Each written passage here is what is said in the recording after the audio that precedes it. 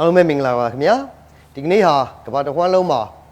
လူသားတွေအများကြီးပျော်ရွှင်စွာဆင်နွှဲကြတဲ့ Christmas နေ့အခါသမယဖြစ်ပါတယ်ဘေးလီနန်းတော်ရဲ့ပရိသတ်များအားလုံးလည်းဒီကနေ့မှာပျော်ရွှင်စွာနဲ့ Christmas အချိန်ခါသမယကိုဖြတ်သန်းနိုင်ကြပါစေမင်္ဂလာပေါင်းနဲ့ပြည့်ဝကြပါစေလို့ဆုမွန်ကောင်းတောင်းပေးပါရခင်ဗျာအပတ်စဉ်တင်ဆက်ပေးနေကြဘေးလီနန်းတော်အစီအစဉ်ကိုအခုဒီတစ်ပတ်အတွက်စတင်ပါတော့မယ်ပရိသတ်တွေရှုစားနေကြအတိုင်းပဲတိုင်ပွဲဝင်မဲ့သူတွေကအစဉ်သင်းရောက်ရှိနေပါပြီသူတို့တွေကတစ်ယောက်ကိုရွေးချယ်ပြီးတော့တရားပိုင်း30အထိရနိုင်ခွင့်ရှိတဲ့စုရွေးချယ်တဲ့အစီအစဉ်ကိုပါတစ်ဆက်တည်းတင်ဆက်သွားမှာဖြစ်ပါတယ်အားလုံးလည်းစောင့်စားနေရပြီဆိုတော့အခုကျွန်တော်တို့ရဲ့ပြိုင်ပွဲကိုစတင်ပါတော့မယ်ခင်ဗျာကျွန်တော်မြန်မာနိုင်ငံမှာငွေကြေးသုံးစွဲမှုကိုကျပ်နဲ့သုံးစွဲပါတယ်အီရန်နိုင်ငံမှာကြတော့သူတို့ရဲ့သုံးစွဲတဲ့ငွေကြေးက franc ဖြစ်ပါတယ်ရွေးလို့ရပါပြီခင်ဗျာအီရန်မှာသုံးစွဲတဲ့ငွေကြေးစနစ်ဟာ franc ဖြစ်ပါတယ်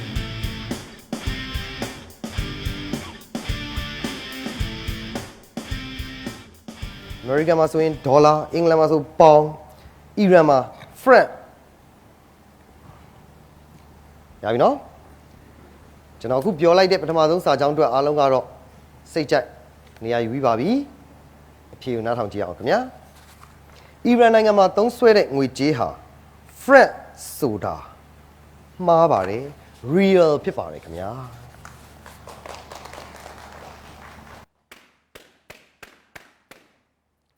အခုဒုတိယမြောက်စာကြောင်းကိုဆက်သွားပါမယ်ခင်ဗျာပဇင်းဆိုတဲ့သတ္တဝါဟာတဲ့ရှိသမျှသတ္တဝါတွေထဲမှာမျက်စိအများဆုံးသတ္တဝါဖြစ်ပါတယ်ပဇင်းဟာမျက်စိတွေအများကြီးပါပါတယ်ဘယ်လောက်များလဲဆိုရှိသမျှသတ္တဝါအားလုံးထဲမှာသူဟာမျက်စိအများဆုံးပါတဲ့ပဇင်း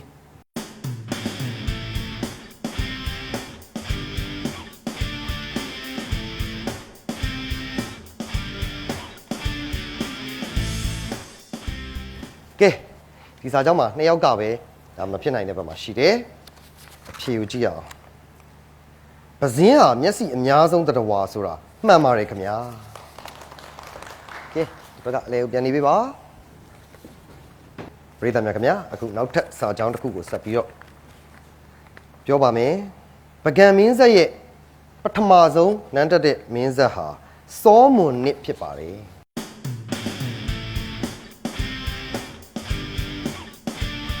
စောမွန်နစ်ကပကံမင်းဆက်များရဲ့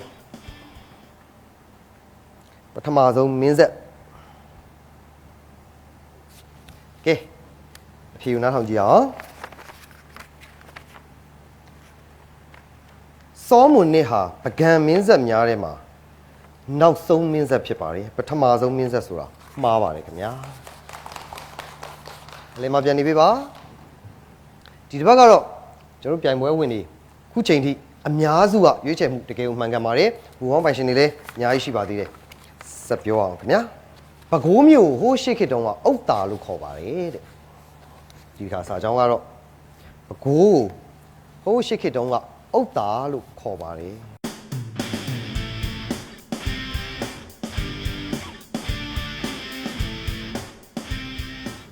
ကဲ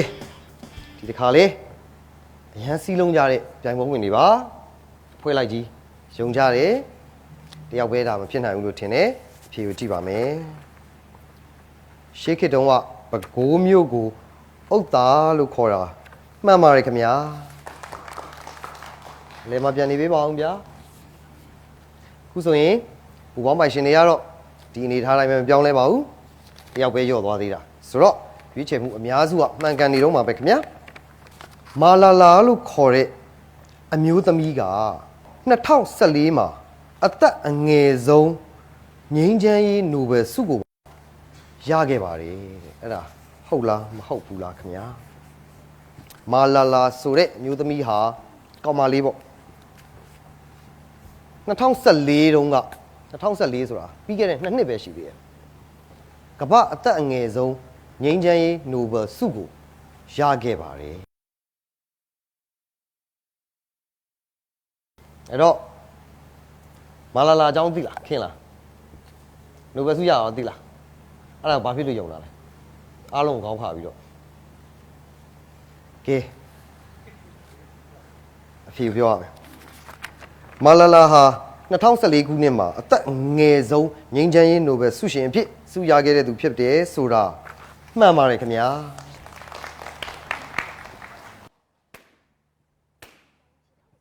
အခုချိန်ထိပြိုင်ပွဲဝင်က9ယောက်ကျန်နေပါသေးတယ်အဲ့ဒီထဲမှာတစ်ချိန်မှားဝင်ဘူပေါင်းက4ယောက်မှရှိပါသေးတယ်အချိန်ကြီးကောင်းပါလေနောက်ထပ်စာကြောင်းဆက်သွားအောင်ခင်ဗျာအပြည်ပြည်ဆိုင်ရာငြိမ်းချမ်းရေးနေ့ဟာစက်တင်ဘာလ21ရက်နေ့ဖြစ်ပါတယ်ခင်ဗျာအပြည်ပြည်ဆိုင်ရာငြိမ်းချမ်းရေးနေ့ဟာနှစ်စဉ်စက်တင်ဘာလ21ရက်နေ့ဖြစ်ပါတယ်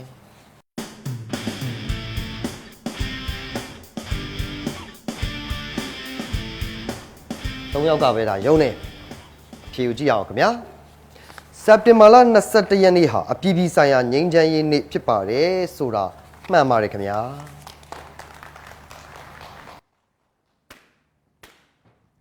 ပြည်သူများခင်ဗျာအခုဆိုရင်တော့ပြိုင်ပွဲဝင်9ယောက်ဒါနောက်ဆုံးအခုချိန်ထိစင်ပေါ်မှာကျန်တာပြိုင်ပွဲဝင်9ယောက်ထဲမှာဘူပေါင်းပိုင်ရှင်က2ယောက်ကျန်ပါတယ်နောက်ထပ်စာကြောင်းဆက်ပြီးနားထောင်ပေးပါဦးခင်ဗျာကြံ့ဆိုတဲ့တရားကြံ့ဟာတဲ့တတိဆောင်တဲ့ကာလရက်ပေါင်း360လောက်တတိဆောင်ပါလေကြံ့တရားဟာရက်ပေါင်း360လောက်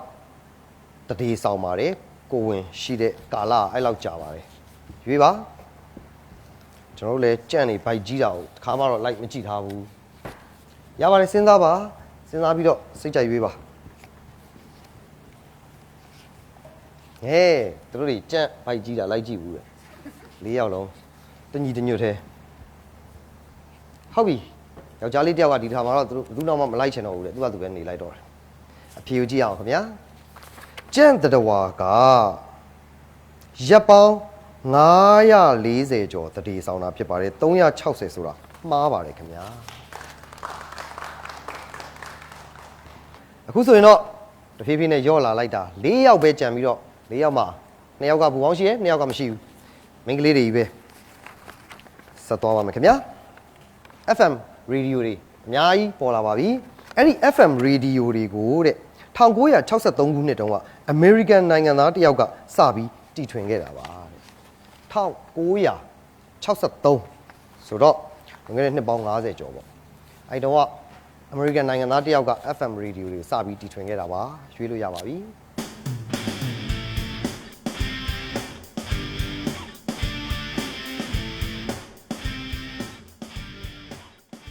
ရွေးချယ်မှုကျင်းသေးပြီမပြောင်းတော့ဘူးဆိုတာသိကြပြီလားခင်ဗျာ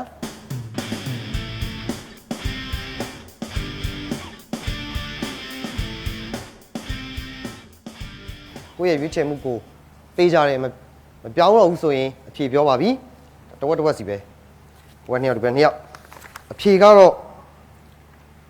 FM radio တွေကို1933တုန်းက American နိုင်ငံသားတို့ကတီထွင်ခဲ့တာဖြစ်ပါတယ်63ဆိုတာမှားပါတယ်ခင်ဗျာတစီမြင်မဲ့သွားတာဒီတစ်ပတ်ပြန်မဲ့ဝင်တွေကတခါတယောက်အခုဆိုရင်တော့3ယောက်ကြံသေးတယ်တယောက်ကဘူပေါင်းလဲကြံသေးတယ်တေချာဆက်ပြီးတော့စဉ်းစားပြီးရွေးချယ်ပေးပါခင်ဗျာ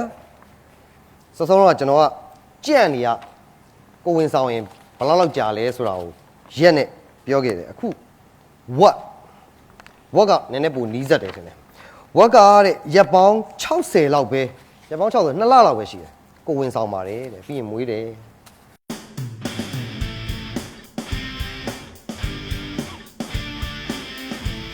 ဒီစာကြောင်းမှာတော့2ယောက်ကတစ်ဖက်တစ်ယောက်တည်းကတစ်ဖက်ဖြေဦးရှင်ခုံစွာနဲ့ကြည့်အောင်ဗျာဝက်ဟာရက်ပေါင်း130ကျော်လောက်ကိုဝင်ဆောင်ပါတယ်60ဆိုတာမှားပါတယ်ခင်ဗျာ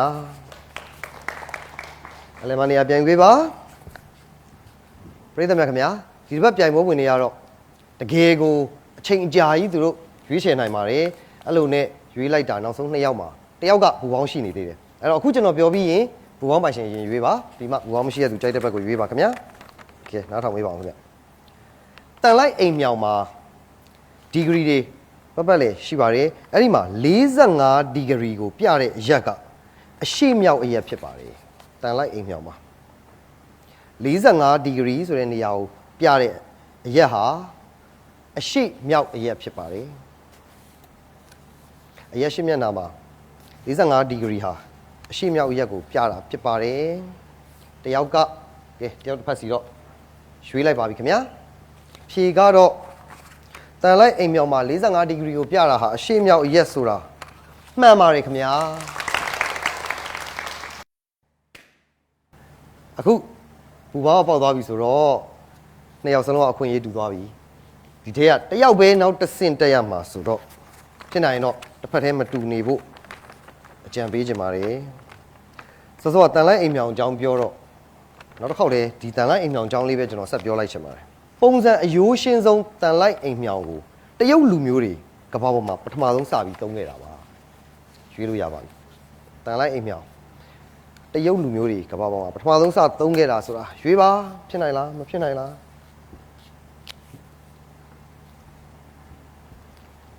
မှန်သည်ဖြစ်စေမှားသည်ဖြစ်စေတယောက်တစ်ဖက်ရွေးချယ်ခြင်းကတော့တယောက်ယောက်အတွက်ခွင့်ရရှိတယ်အဲ့ဒါကောင်းပါတယ်အဖြေကတော့ပုံစံအယိုးရှင်းဆုံးတန်လိုက်အိမ်မြောင်ကိုကဘာပေါ်မှာပထမဆုံးစပြီးသုံးတာတရုတ်လူမျိုးတွေဆိုတာမှန်ပါတယ်ခင်ဗျာ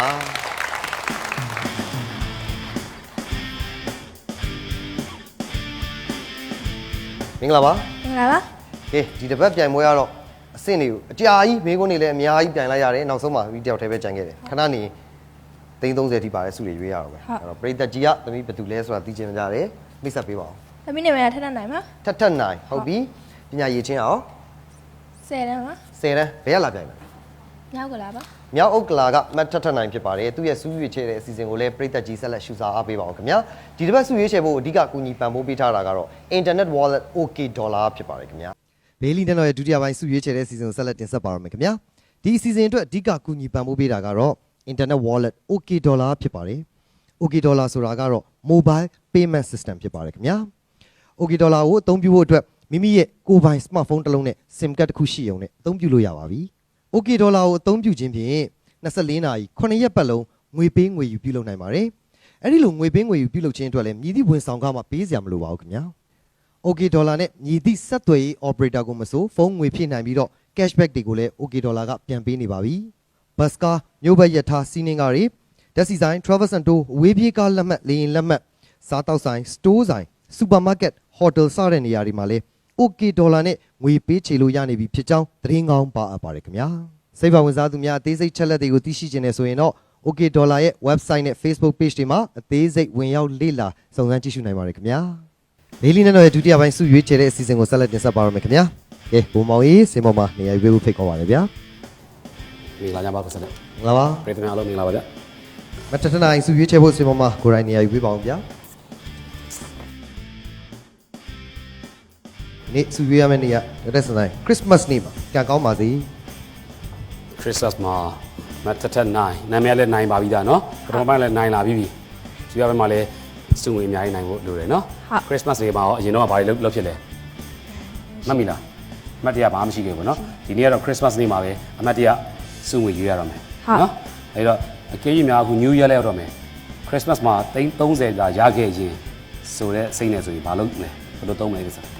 မိဘတွေတော့ပေးပြီးတန်ငယ်ချင်းတွေနဲ့မုတ်လိုက်ပါလားမုတ်လိုက်ဝယ်စားမယ်15သိန်းမုတ်စားမယ်15သိန်းကိုမိဘတွေပေးမယ်ကောင်းလိုက်တာနော်မိဘတွေလည်းပြောသမီးလည်းပြောဘယ်နံပါတ်ကအဲ့လိုမိဘတွေလည်းပြောသမီးလည်းပြောနိုင်မလဲနံပါတ်1နံပါတ်1ဟုတ်နံပါတ်1မော်တော်ဝင်းမုံတန်တာအဲ့တော့နံပါတ်1ကိုစပြီးတော့ပယ်ထားလိုက်မယ်နော်ဖယ်ထားလိုက်မယ်နော်နံပါတ်1ကိုရွေးထားမယ်မော်တော်ဝင်းမုံတန်တာကျေးဇူးတင်ပါတယ်ဒီမှာလေးကဲဒါကနံပါတ်1မော်တော်ဝင်းမုံတန်တာလက်ထဲကစုစပယ်ကြရအောင်နော်73နံပါတ်73မော်တော်နန်းဆက်ပထမဦးဆုံးစပယ်လိုက်တဲ့စုပါနံပါတ်73မော်တော်နန်းဆက်လက်ထဲက OK Dollar ချီးမြှင့်ပေးတဲ့စုကိုပထမဦးဆုံးဒီနေ့ပွဲအတွက်စပယ်လိုက်ပါပြီ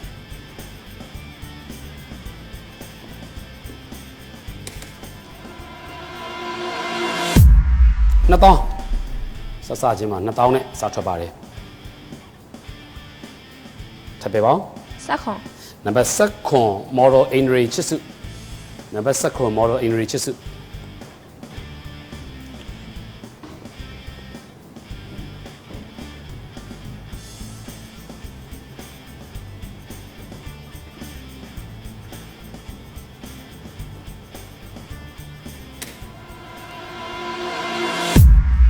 8000ထောင်စု ကိုင်းထောင်စုတစ်စုတောင်းစုတစ်စု နံပါတ်4 နံပါတ်4 model ရင်ထက် model ရင်ထက်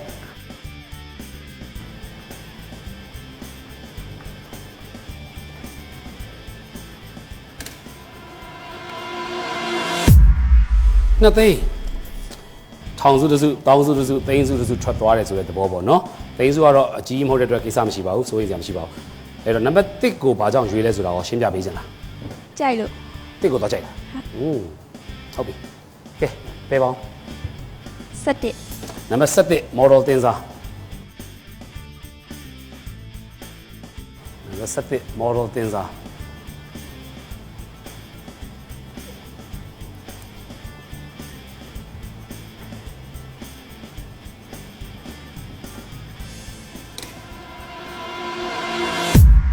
3000ပြောစရာကောင်းသွားပြန်ပြီနော်3000 8000 2000 2သိန်းထောင်စုလို့ဆက်သွားပြီပေးပါဦး 21 နံပါတ်21 model Juju သစ္စာ model Juju သစ္စာ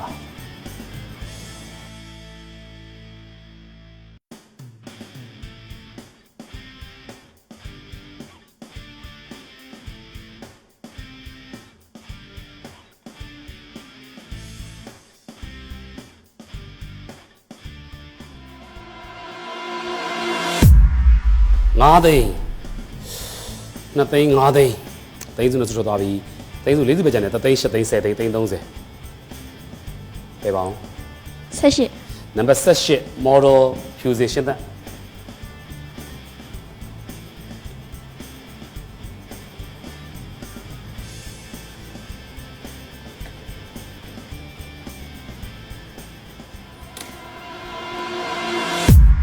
တသိန်းအိုးသိန်းစု6စုရှိတယ်အသေးဆုံး3သိန်း2သိန်း5သိန်းထွက်သွားပြီ8သိန်း10သိန်း330ကျန်တယ်နည်းနည်းလေးတော့စိုးရိမ်ရရှိတယ်ပေါ့နော်ထောင်စုကအခုမှ2စုပဲထွက်သေးတယ်ဆိုတော့ကဲထပ်ထပ်နိုင်ကြိုးစားပါအောင် 24 နံပါတ်24 model ခင်ပြည့်ပြည့်ဝင်နိုင်အခုပွဲစဉ်ကနည်းနည်းအနေရများတယ်စောစောစီးစီးမှာသိန်းစု6စုမှာ3စုထွက်ထားတယ်နော်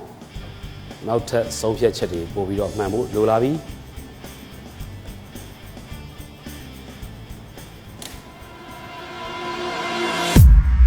1000ဝဲတောင်းစု2စုထောင်စု2စုသိန်းစု3စု နံပါတ်3 နံပါတ်3 model 2ဦးရွှေနံပါတ်3 model 2ဦးရွှေ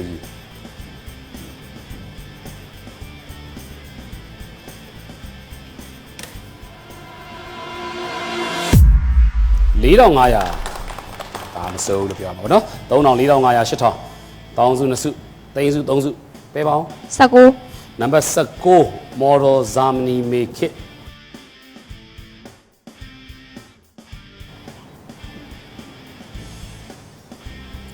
နံပါတ်19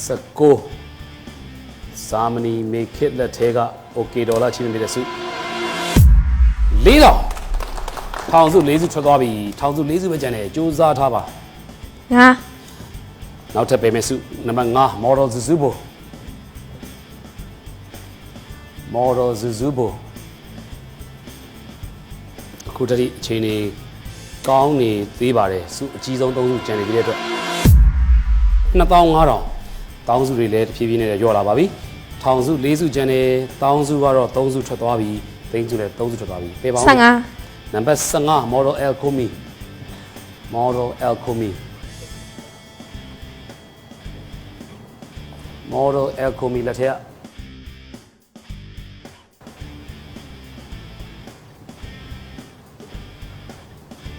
model El Komi set oh ဘာပြောရမလဲမသိဘူးဘလို့အားပေးရမလဲမသိဘူးเนาะဘယ်လို့ဆိုမှာ330နဲ့7သိန်းပဲကျန်တယ်သိန်းစုအနေနဲ့ရှင်းခုံစရာအိမ်ကိုတဝက်ပေးတဝက်မုတ်စားဖို့အတွက်ကနှစ်စုပဲကျန်တော့တယ်ကျန်တာစုသေးတွေပဲအဲ့တော့တေချာစဉ်းစားပြီးပေးပါဒါမှမဟုတ်လို့ရှိရင်စုပေးတဲ့အခါမှာဂျားထဲမှာ offer ပေးတဲ့အခါမှာလည်းစဉ်းစားပြီးတော့ယူသေးရင်ယူပါရွေးသေးပေးပါเนาะပေးပါနှစ် နံပါတ်1 model တဲမြက်မြက်မွန် model တဲမြက်မြက်မွန်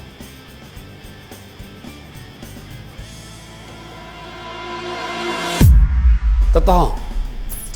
တောင်းစုကအခုအနေထားနဲ့ဆိုရင်တော့6စုပဲကျန်တော့တယ်ပေါ့နော်တောင်းစု6စုကျန်တယ်ထောင်စု4စုကျန်တယ်သိန်းစုက2စုပဲကျန်တယ်အန်ဒီရဲ့နည်းနည်းလေးများလာတယ်နော်ဟုတ်ကဲ့ပါဗျထောင်စု4စုကျန်ပါတယ်တောင်းစုကတော့3 4 5 6 9 8 6စုကျန်ပါတယ်သိန်းစုကတော့8သိန်းနဲ့သိန်း30ကျွန်တော်မေးလိုက်ပါမယ်3 4 5 6 9 8ဆိုတဲ့တောင်းစုကတန်းစီပြီးကျန်တယ်ထောင်စုကလည်းအသေးဆုံး2000 2005ကနေပြီးတော့3500 5000ထိ4စုကျန်နေသေးတယ်သိန်းစုအနေနဲ့ကတော့8သိန်းနဲ့သိန်း30ပဲကျန်တော့တယ်အဲ့ဒီတော့အခုဆက်မှတ်ကစားရင်တော့ okay ဒေါ်လာကစုငွေ8000ချင်းပဲပြင်မယ်တောင်းစုထဲမှာအမြင့်ဆုံးအဲ့ဒီပေါ်မှာ2စုပဲကျန်တော့တယ်8000အထက်မှာ2စုပဲကျန်တယ် စိုက်ရွေးမယ် ယူပေါ့8000ဆက်ကစားပေါင်းမယ်ဗျ8000ကိုပယ်လိုက်ပြီ20နံပါတ်20 moral တန်စင်သစ္စာ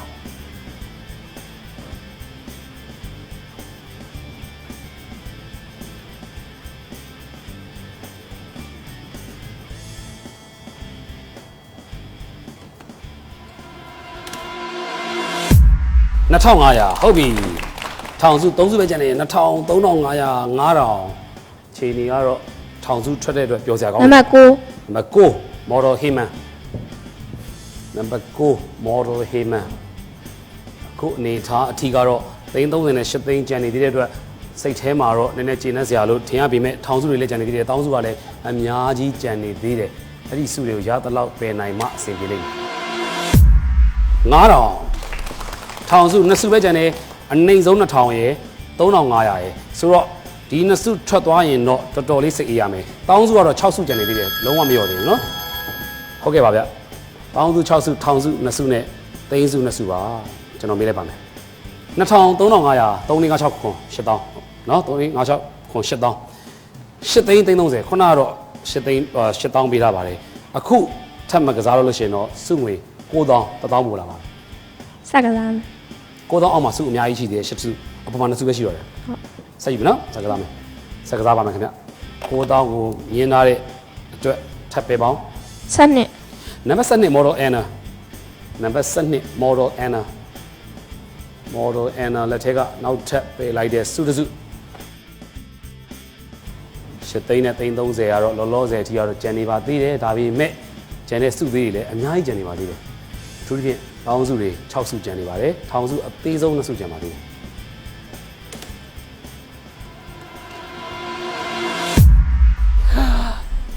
ကုန်ပြီအမြင့်ဆုံးစုကတော့ထွက်သွားပြီအမြင့်ဆုံးစုနံပါတ်7ကတော့330ပါသွားပြီ8သိန်းတစုပဲကျန်တော့တယ်တေချာစဉ်းစားထားပါ8သိန်းအောက်မှာတောင်းစုတွေပဲရှိတော့တယ်အဲ့ဒီထပ်ပိုဆိုတာက2000 3500အဲ့ဒါဟာတော်တော်အနေများပါတယ်ပေးပါ6နံပါတ်6 model Pandora model Pandora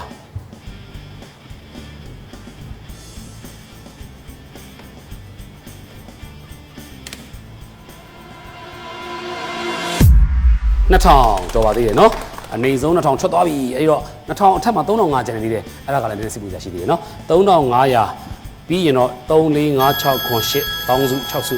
ဟုတ်ကဲ့ပါဗျတောင်းစု6စုကျန်ပါတယ်3500နဲ့8သိန်းပါကျွန်တော်မေးလိုက်ပါမယ်3500 3 4 5 6 9 8တောင်းစုတွေ8သိန်းအခုဆက်မကစားတော့ okay ဒေါ်လာစုငွေ9000ချင်းမြင်ပြီမယ်9000ထက်မှာ2စုရှိတယ်အောက်မှာတော့5စုရှိသေးတယ် စက်ကစားမယ် 9000မယူစက်ကစားပါမယ်ခင်ဗျပေးပါ30 နံပါတ်30 model စုနန္ဒာလင်း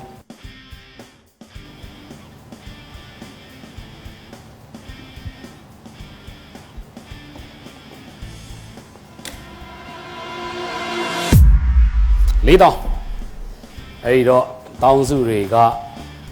စပြီးတော့တစုထွက်သွားပြီး5စုကျန်တယ်ထောင်စုတစုကျန်နေသေးတယ်8သိန်းကျန်နေပါသေးတယ်ပေးပါဦး8နံပါတ်8 model လှိုင်းနဒီ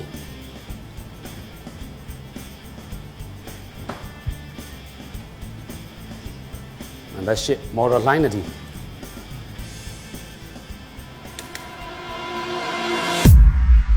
9000ထွက်သွားပြီဆိုတော့အခြေအနေက8သိန်းမထွက်သေးပေမဲ့3500ကြီးကျန်နေသေးတယ်အမြင့်ဆုံး8000ကျန်ပေမဲ့နောက်တော့အောက်မှာ6000 9000 5000ဟုတ်ကဲ့ပါဗျ8သိန်းတော့ကျန်ပါသေးတယ်3500လည်းကျန်ပါသေးတယ်ကျွန်တော်မေးလိုက်ပါမယ်3500 3000 5000 6000 8000 8သိန်းအခုဆက်မကစားရင် okay ဒေါ်လာကစုငွေ9000ချင်းမြင်မယ်ခုနအတိုင်းပဲအဲ့ဒီအထက်မှာ8000နဲ့8သိန်းအောက်မှာ6000 5000 3000 3500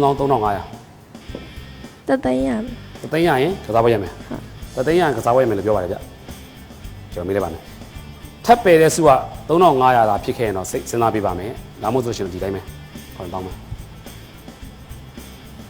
14 ပဲမလားစက်ကစားပါမယ်ခင်ဗျခေါင်းတောင်းကိုထပ်ပြီးတော့ညှင်းထားတယ်နံပါတ်14 model ခိုင်မီမီဇော်လွင် model ခိုင်မီမီဇော်လွင်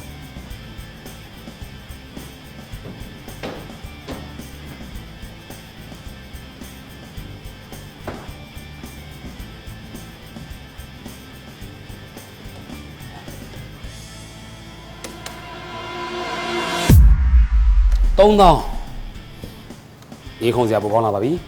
စိုးရင်စရာလည်းကောင်းလာပါပြီ3500ကျန်နေသေးတော့ပါအဲ့တော့ဘယ်လိုလှုပ်ချင်သေးတယ်ပယ်ချင်သေးလားဟုတ်တယ်ပါ20နှစ် နံပါတ်20 model ထက်8နံပါတ်20 model ထက်8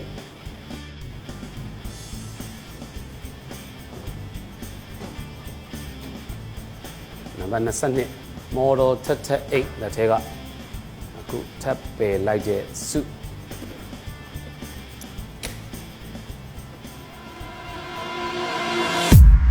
8000ကြည့်ပါဦးတောင်းစုထဲမှာ9000 6000ကျန်တယ်8သိန်းကျန်တယ်3500ကျန်တယ်တော်တော်ကိုစိုးရိမ်စရာကောင်းလာပါပြီဟုတ်ကဲ့ပါဗျ9000 6000ကျန်ပါတယ်3500နဲ့8သိန်းပါကျွန်တော်မေးလိုက်ပါမယ်3500 9000 6000 8သိန်း3500 9000 8000 8သိန်းတကယ်ချင်းနေတိုင်တယ်မနော်တိုင်မနာပါโอเคဒေါ်လာကအခုဆက်မကစားရင်တော့စုငွေ6300ပေးမယ်6300ထက်မှာ8သိန်းတစ်ခုပဲရှိတယ်အဲ့ဒီအောက်မှာ6000ရှိတယ်9000ရှိတယ်3500 ဆက်ရွေးမယ် ယူစက်ကစားပါမယ်ခင်ဗျ16 နံပါတ်16 model A cherry mo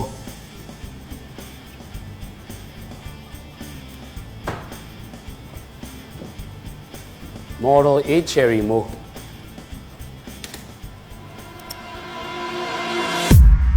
9000ရေခုံစရာအကောင်းဆုံးဖြစ်သွားပါပြီ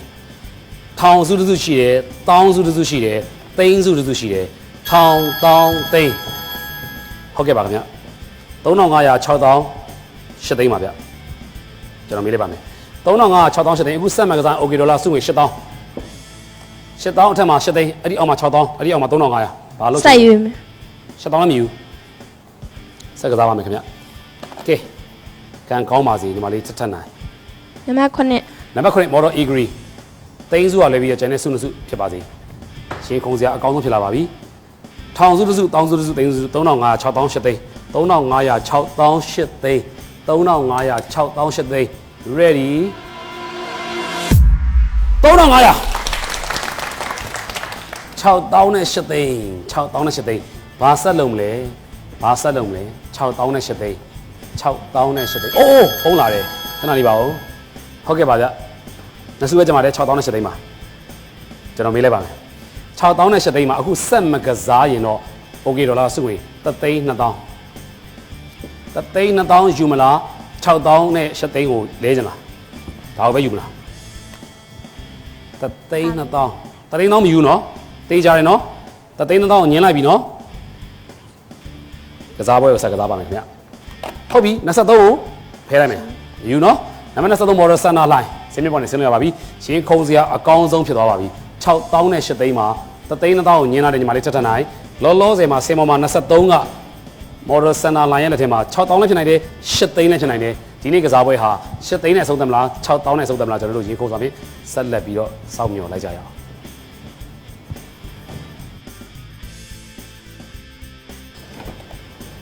ကြပါရင်ခုံစရာအကောင်းဆုံးအချိန်မှာ6000နဲ့8သိန်းစားပေါင်းများစွာကွာပါတယ်နံပါတ်1ကိုကြိုက်လို့ဖယ်ထားပါတယ်ဒီနံပါတ်1ဟာ6000လည်းဖြစ်နိုင်ပါတယ်8သိန်းလည်းဖြစ်နိုင်ပါတယ်ခရစ်စမတ်ကာလာမှာ6000ဖြစ်ခဲ့လို့ရှိရင်တော့မိဘကို3000ကြော်ပြီးတကယ်ချင်း3000မို့စားတော့မဟုတ်နော်8သိန်းဆိုတော့အများကြီးကြော်လို့ရတယ်အများကြီးမို့စားလို့ရတယ်ကိုယ့်ဘာကိုခံစားကြင်လားပရိသတ်ကိုပြကြင်လားကိုယ်လည်းကြည့်ကိုယ့်ဘာကြည့်မယ်နော်ဒါသူ့ရဲ့မျက်နှာမှာ6000မို့ပျော်နေသလား8သိန်းမို့ပျော်နေသလားဆိုတော့ပရိသတ်ကနေခံမှန်းပြီးပါ ready 6000ဆိုရင်ဘယ်လိုပြောမလဲမျက်နှာဟောအဲ့လိုဟိဟိလို့ရှိမယ်8သိန်းဆိုရင်ရောထားခုံမယ်ဟုတ်ပြီ तू ထားခုံခဲ့ရင်8သိန်းပါ तू 6000ဆိုဟိဟိလို့ပြောပါမယ် ready तू ဟိဟိမလားထားခုံမလား ready 1 2 3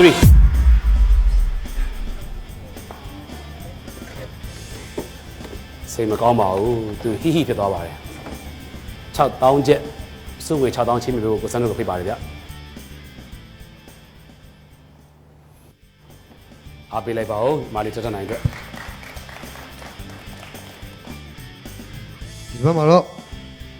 ကျွန်တော်တို့ဘီလီယံတော်စီစဉ်ရနေပြိုင်ပွဲဝင်အတွက်စုငွေကျပ်6000ချင်းမြင့်ပေးလိုက်ပါတယ်နောက်ဆုံးနှစ်စုကြံတဲ့အချိန်မှာတော်တော်စွန့်စားလိုက်တာပေါ့အဲဒီအတွက်စုငွေကျပ်6000ရရှိသွားတာဖြစ်ပါတယ်ခင်ဗျာကျွန်တော်တို့ဒီတစ်ပတ်မှာစုငွေကျပ်6000စုခုသွားသလိုနောက်တစ်ပတ်တွေရောသူတွေဘယ်လောက်စုကြီးတွေထပ်ပြီးစုခုကြအောင်မလဲဆိုတာစောင့်မျှော်ရင်းနဲ့နောက်ထပ်နှစ်သက်မှာကျွန်တော်တို့ပြန်ဆောင်ကြပါမယ်ခင်ဗျာခရစ်စမတ်အချိန်ခါမှာအားလုံးပဲပျော်ရွှင်ချမ်းမြေ့ကြပါစေလို့ဆုမွန်ကောင်းတောင်းရင်နှုတ်ဆက်ပါတယ်ခင်ဗျာအားလုံးကျေးဇူးတင်ပါတယ်